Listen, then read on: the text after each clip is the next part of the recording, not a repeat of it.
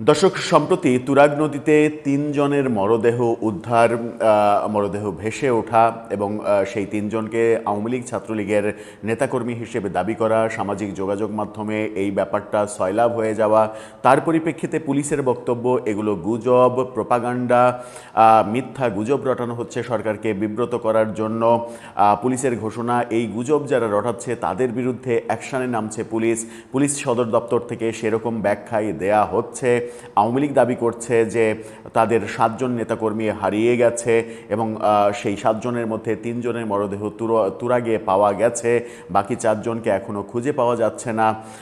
এই যে পরস্পর বিরোধী বক্তব্য, সেই বক্তব্যটাকে আমরা যখন মনে করছি যে এটা কনফিউজড করে ফেলছে আমাদেরকে, ঠিক সেই সময় বাংলাদেশের প্রধান গণমাধ্যমই বলা যায়, বাংলা গণমাধ্যম, শীর্ষ গণমাধ্যম প্রথম আলো, তারা অনুসন্ধানে নেমেছিল।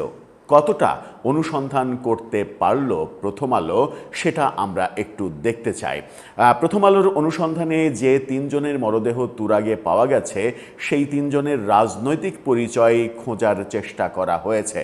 খুঁজতে গিয়ে প্রথম আলো কি পেল যে এদের রাজনৈতিক পরিচয় আওয়ামী লীগ, ছাত্রলীগ, নাকি ভিন্ন কিছু পাওয়া গেল, নাকি পরিবার ভিন্ন কিছু বলার চেষ্টা করছে? অন্যদিকে পুলিশ কি বলছে?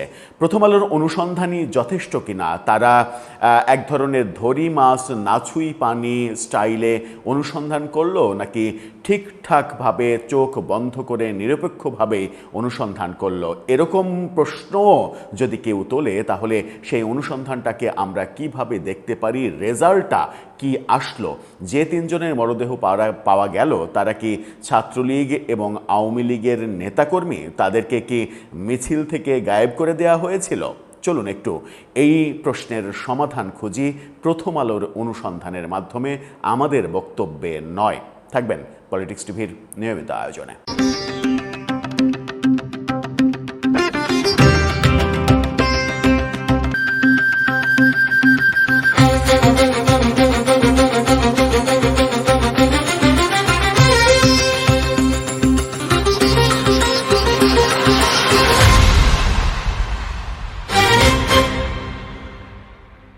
দর্শক, বলছিলাম প্রথম আলোর অনুসন্ধানের কথা, তুরাগ কাণ্ডের কথা।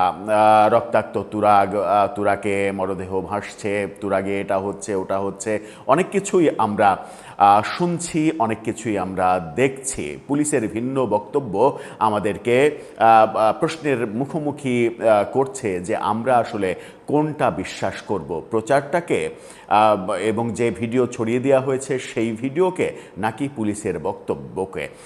এরই মাঝে অবস্থান করে প্রথম আলো একটা ভালো কাজ করার চেষ্টা করেছে। মানুষের যে আগ্রহ এবং কনফিউশন, সেটা দূর করার এক ধরনের চেষ্টা করেছে। কিন্তু প্রথম আলোর রিপোর্টটা পড়ে মনে হয়নি যে তারা পরিপূর্ণভাবে নিজেদের মতো করে ইনভেস্টিগেশন করতে পেরেছে, কিংবা করতে পারলেও সেটা প্রকাশ করেছে।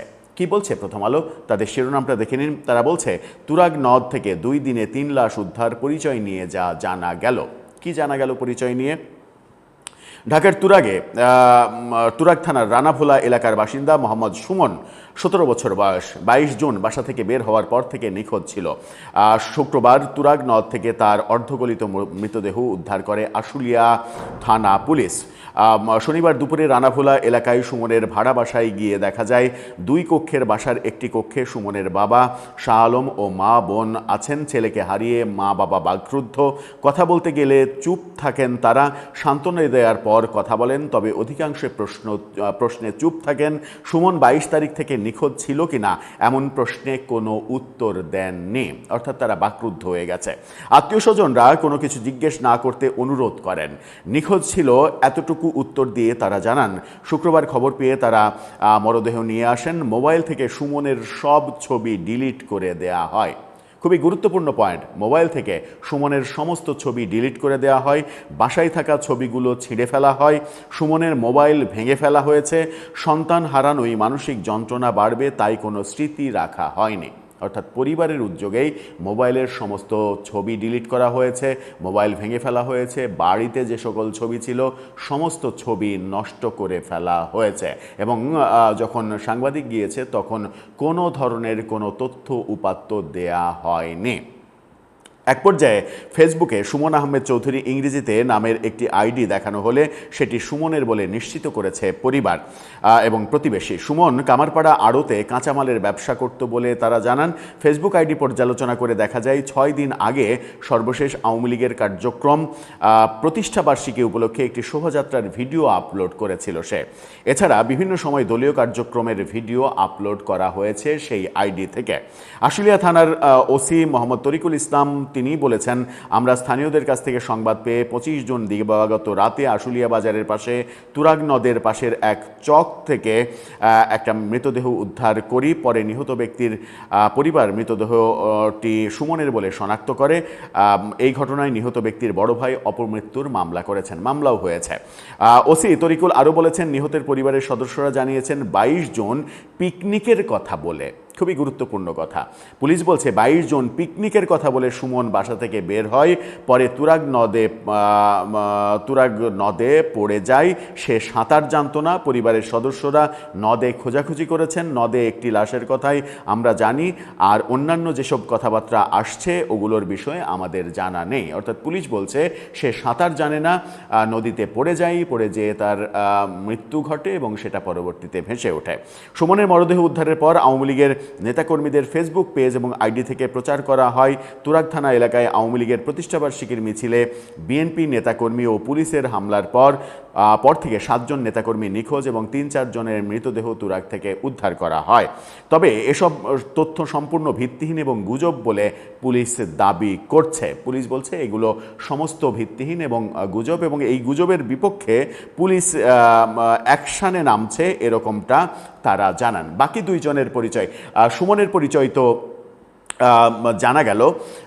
সেই সুমন, তার বয়স 17 বছর, সে ছাত্রলীগ করতো, এটা ফেসবুক আইডিতে একেবারে স্পষ্ট। পরিবার তার মোবাইল ভেঙেছে, ছবি ডিলিট করেছে মোবাইলের, নিজের বাসার সমস্ত ছবি সব কিছু পুড়িয়ে দিয়েছে যেন তার মানে বাড়িতে তল্লাশি করেও কোনো তথ্য উপাত্ত না পাওয়া যায়।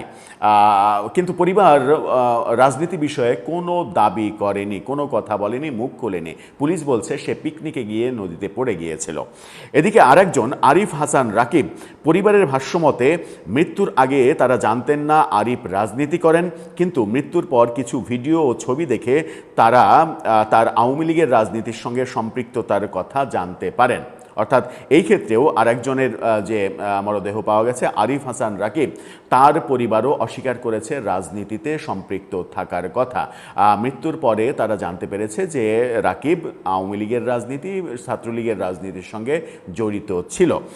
আরেকজন রনি মোল্লা, তিনি উত্তরার একটি হোটেলে কাজ করতেন এবং তার বাবার দাবি অনুযায়ী রনি কিছুটা মানসিক ভারসাম্যহীন ছিলেন এবং কোনো রাজনীতির সঙ্গে জড়িত ছিলেন না। পুলিশের বক্তব্য এবং আওয়ামী লীগের প্রচার বিষয়ে প্রথম আলো বলছে, আওয়ামী লীগের নেতাকর্মীদের আইডি থেকে দাবি করা হচ্ছে প্রতিষ্ঠাবার্ষিকীর মিছিলে হামলার পর এই ঘটনা ঘটেছে। 7 জনকে নিখোঁজ করা হয়েছে, মেরে তাদেরকে নদীতে ফেলে দেওয়া হয়েছে। পুলিশ বলছে কেউ সাঁতার না জেনে গোসল করতে নেমে মারা গেছে। কিন্তু তুরাগ থানার ওসির একটি বক্তব্য এখানে গুরুত্বপূর্ণ। তিনি স্বীকার করেছেন ওই দিন মিছিল হয়েছিল, বেশ কিছু আসামি গ্রেপ্তার হয়েছিল, সবই হয়েছে আশুলিয়া থানা এলাকায়। তুরাগ থানার ওসি কিন্তু এই কথা বলেছেন, তার মানে তাদের কথার মধ্যেও এক ধরনের পার্থক্য রয়েছে। এই যে বক্তব্য এভাবেই প্রথম আলো উপস্থাপন করেছে, কিন্তু সেখানে প্রশ্ন এসেছে প্রথম আলো 3 জনের পরিচয় খুঁজতে গিয়েই যখন পরিবারের বক্তব্য এবং পুলিশের বক্তব্য তুলে এনেছে, তখন সাংবাদিক আনিস আলমগীর এই প্রতিবেদনকে নিয়ে প্রশ্ন তুলে বলেছেন যে প্রথম আলো নিজস্ব যে শক্তি, সাংবাদিকতার যে নিজস্ব শক্তি, সেই শক্তিতে নিজের থেকে প্রকৃত তথ্য উদ্ঘাটনের চেষ্টা করেনি। শুধুমাত্র পরিবারের বক্তব্য, পুলিশের বক্তব্য এভাবে উপস্থাপন করে এক ধরনের দায় সারা মানে কি বলবো যে না ছুঁই পানি এরকম অবস্থা করেছে, মানে জলে নামবে কিন্তু পানি ছুবে না এরকম কর্মকাণ্ড প্রথম আলো করেছে, এরকম অভিযোগ আনিস আলমগীর করেছেন। আনিস আলমগীর এটা নিয়ে ফেসবুক পোস্টও দিয়েছেন প্রথম আলোর এই শিরোনাম নিয়ে। তার ফেসবুক পোস্টটা দেখে নিন। সেখানে তিনি দাবি করছেন সেটা হচ্ছে যে সম্প্রতি তুরাগ নদ থেকে 3 ব্যক্তির লাশ উদ্ধার এবং সামাজিক যোগাযোগ মাধ্যমে ছড়িয়ে পড়া কিছু রাজনৈতিক দাবির মধ্যে প্রথম আলো রিপোর্টটি পড়লাম। আমার কাছে এটা ধরি মাছ নাছুই পানি টাইপ সাংবাদিকতা। প্রথম আলো গুজবের অবসান ঘটাতে পারেনি, সরাসরি রহস্যও উন্মোচন করতে পারেনি। তিনি বলছেন যে এখন ব্যাখ্যা দিচ্ছি। ব্যাখ্যাটা কি? পুরো প্রতিবেদনটি বিশ্লেষণ করলে আমাদের সমাজ, পুলিশ এবং গণমাধ্যমের মধ্যকার এক ধরনের ক্রাইসিস অব ট্রাস্ট বা বিশ্বাসের সংকট স্পষ্ট হয়ে ওঠে। পাঠক হিসেবে আমাদের ক্ষোভের জায়গাটা এখানেই, প্রথম আলোর মতো গণমাধ্যম যখন বিশাল জনবল নিয়েও কোনো ঘটনার গভীরে না গিয়ে কেবল উভয় পক্ষের বক্তব্য ছেপে খালাস পেয়ে যায়, তখন তাকে ধরি মাছ না ছুঁই পানি জাতীয় সাংবাদিকতা বলা ভুল হবে না। পরিবার কেন ভয়ে সুমনের সব স্মৃতি ধ্বংস করে ফেলল, এই প্রশ্ন তিনি করেছেন। মিছিল, হামলা, আসামি গ্রেপ্তার, একই সময়ে নদীতে লাশ পাওয়ার মধ্যে কোনো যোগসূত্র আছে কি না সেই অনুসন্ধানটা কোথায় ছিল না। উপসংহারে আনিস আলমগীর বলছেন, উপসংহারে বলবো, যখন পুলিশ কোনো ঘটনাকে সরাসরি গুজব বলে দেয় তখন সাধারণ মানুষ তা সহজে বিশ্বাস করতে চায় না, কারণ অতীতে বহু ঘটনার সত্যতা ধামাচাপা দেওয়ার নজির রয়েছে। আবার অন্যদিকে সোশ্যাল মিডিয়ায় রাজনৈতিক প্রোপাগান্ডা বা গুজবকেও অন্ধভাবে বিশ্বাস করা যায় না। খুবই গুরুত্বপূর্ণ কথা। এই দুইয়ের মাঝে দাঁড়িয়ে মানুষ পত্রিকার কাছে সত্যের অনুসন্ধান চায়, কিন্তু সেই পত্রিকা যদি ব্যর্থ হয়, পত্রিকা যদি পরিবারের বক্তব্য, পুলিশের বক্তব্য, এই বক্তব্য ছাপিয়ে দিয়ে মনে করে যে আমাদের মানে দায়িত্ব শেষ, তাহলে মুশকিলে পড়ে জনগণ, পাঠক। কিন্তু পত্রিকা যখন কেবল পুলিশ বলেছে গুজব আর পরিবার বলছে জানি না, এই দুই বয়ানের ভেতরেই সীমাবদ্ধ থাকে, তখন গুজব আরও ডালপালা মেলে।